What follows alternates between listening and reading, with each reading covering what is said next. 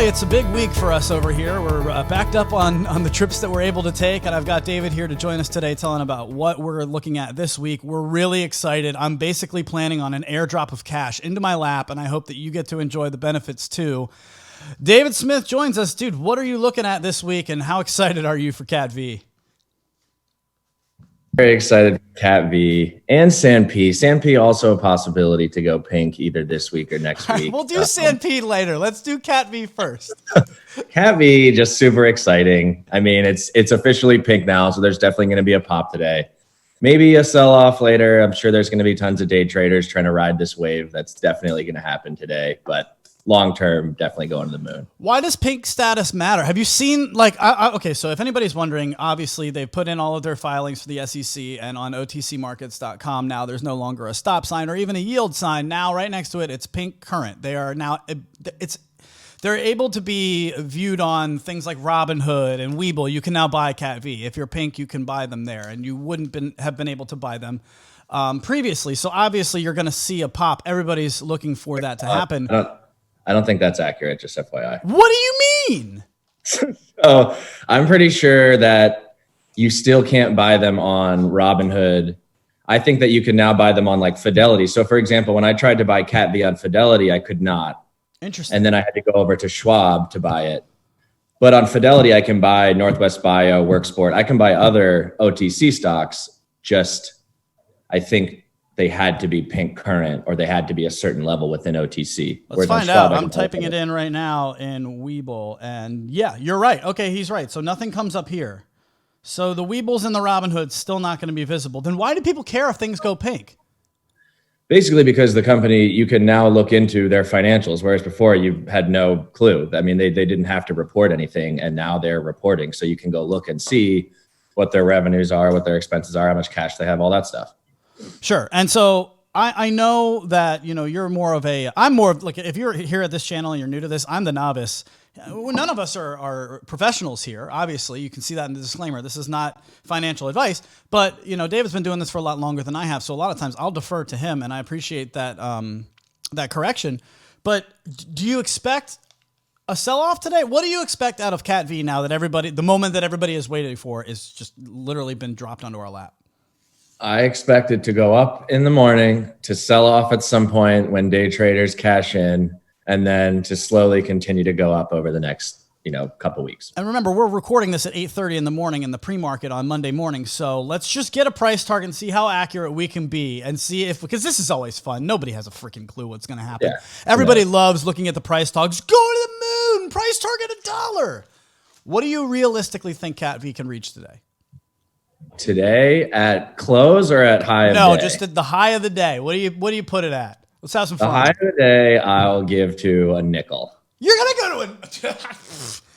If that happens, I'm gonna make a whole lot of more noises that I can't that are inaudible, because I don't know what to do with myself if it goes to 0.05. I would love that. Honestly, that was my long-term stretch goal. So if we can get to a nickel today, that would be great. It could go higher. It hit 48, 0.048 last time it ran, so it could definitely run higher. Have you ever seen anything go pink and not get a run up? I was watching something else. It's like ONTC or something like that. Went pink about a week ago and definitely had a run up, then a pull back, and then continued to run up. So I want to make sure that everybody knows when it does pull back, yeah, people are taking profits. Don't panic sell. Yeah, for sure. I mean, unless you're a day trader, and then take your profits and move the fuck on or do whatever. But yeah. Why do you like SANP? Let's transition. So look, for all of you out there who are on CATV, it's a really well-run company who was a former cable TV company. They hired a whole new management team, got a prominent CEO in there. He's already acquired 3 different companies producing revenue. And they said when they went pink, they would start announcing some new mergers. So do you plan on selling off now that they've gone pink? Are you riding this wave and then selling the news? Unfortunately, I did sell a little bit on Friday and wish that I had waited. But the only reason I did is because there's another stock that I'm keen on that I wanted to get more of, continue to accumulate for future tenure. All right, let's just put a pin in that. We'll tease you. Stick around for the end of the video, and we'll tell you what he sold off ridiculously CATV for, because he needed more shares of this. I actually want to know that too. But why are we so strong on SANP? And then we'll get into some questions that came up through the commenters of last video.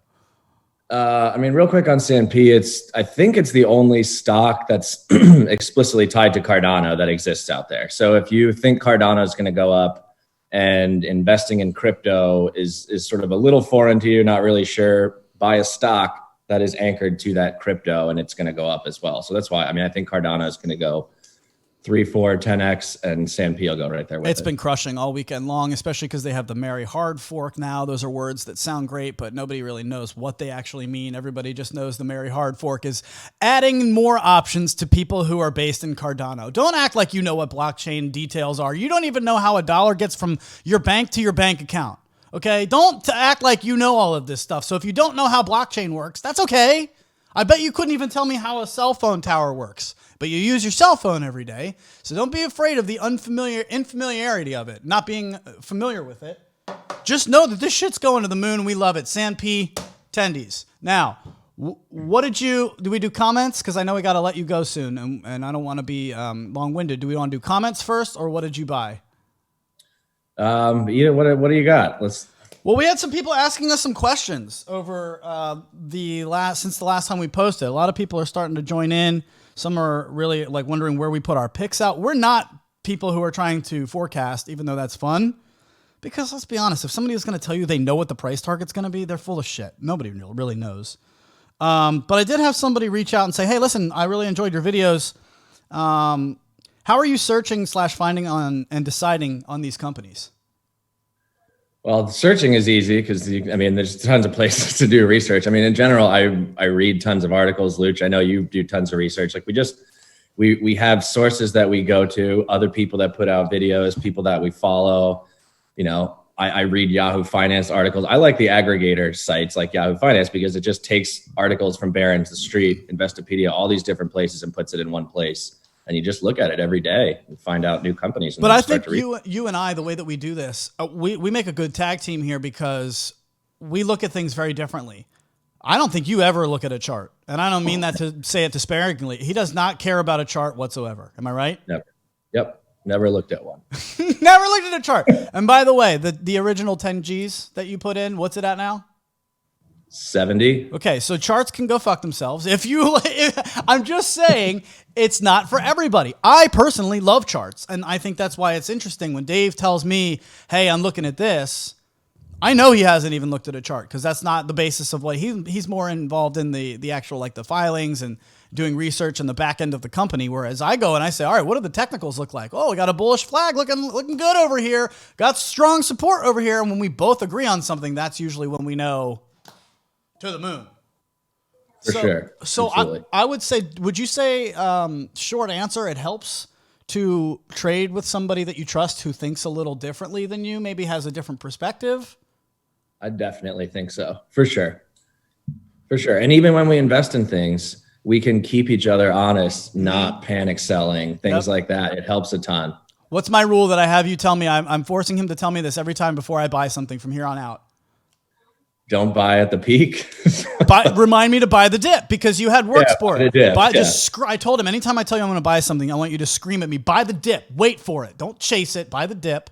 I did that at work sport, bought it at the absolute complete top when it was running. He had it since forever ago and he made a bunch of money and then it sold and I lost some. It is what it is. So it really does help to trade with other people who look at things differently than you do. For us, half of us looks at charts, half of us looks at research. And when they both line up, then we know we've got a winner. What are the things that you look at to make your decision to invest or not to invest? We kind of just addressed that. Is there anything we didn't say? Growing industry would be the only one that we didn't touch on, I would say. Why do you like something that's in triple zeros before a penny rather than Amazon? That's a trusted, you know what you're getting with it. I mean, it just because I wanted 10x and not gain 10%. Like you're not 10xing a stock that's worth a trillion. It's that easy, folks. Are you guys going all in 10G on each company, or are you spreading your investments into several stocks? All in is a pretty big gamble. Yeah, big gamble. I would say we're slightly diversified on lotto plays.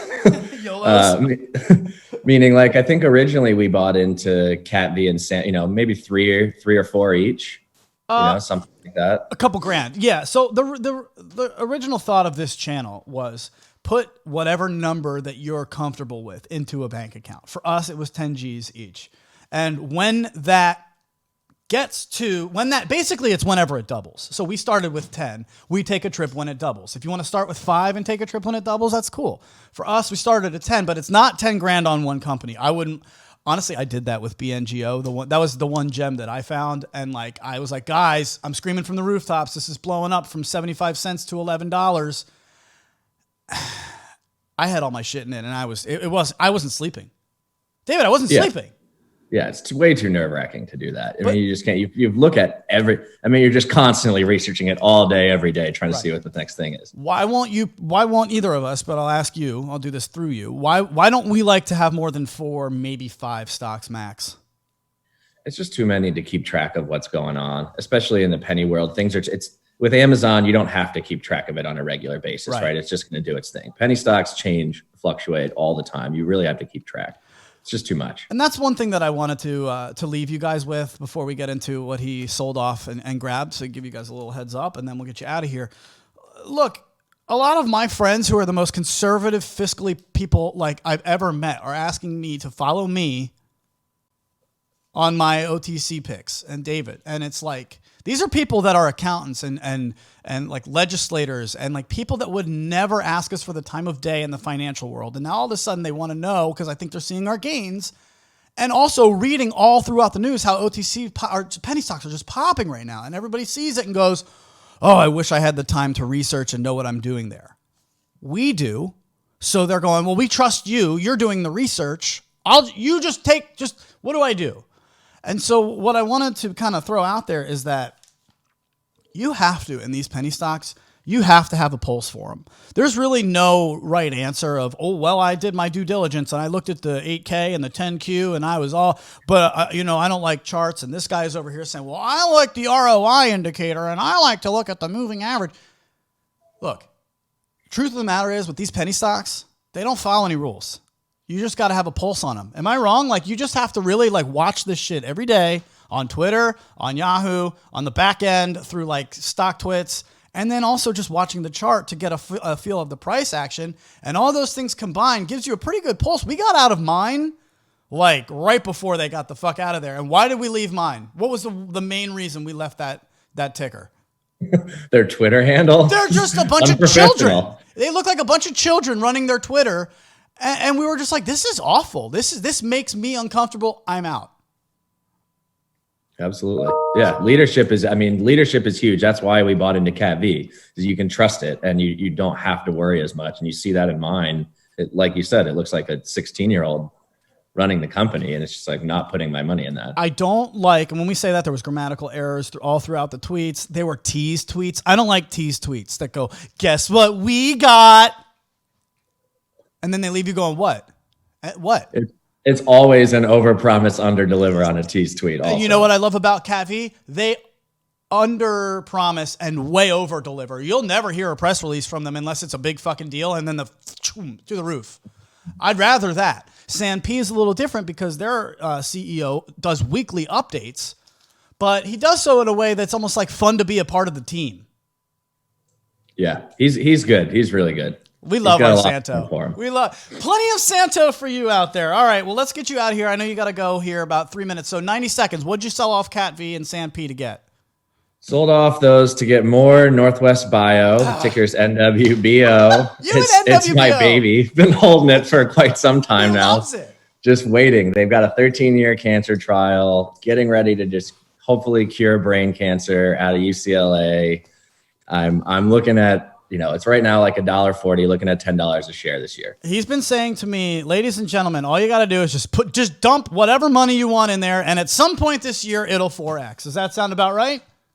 Yeah, I guarantee. I'm just steady accumulating every chance I get. Be careful saying guarantee. Remember, we are not financial advisors. It is just our opinions. We do this for entertainment purposes and hopefully to get you feeling a little bit more comfortable about your trading and what you're doing in the stock markets. Anything else for the people before we get them out of here, man? No, let's go get some tendies. Tendies Monday. For all. Let's go, baby. We love our Mondays. We love our tendies because it gets us our 10Gs and then we take a trip. Good luck, everybody. We'll see you soon.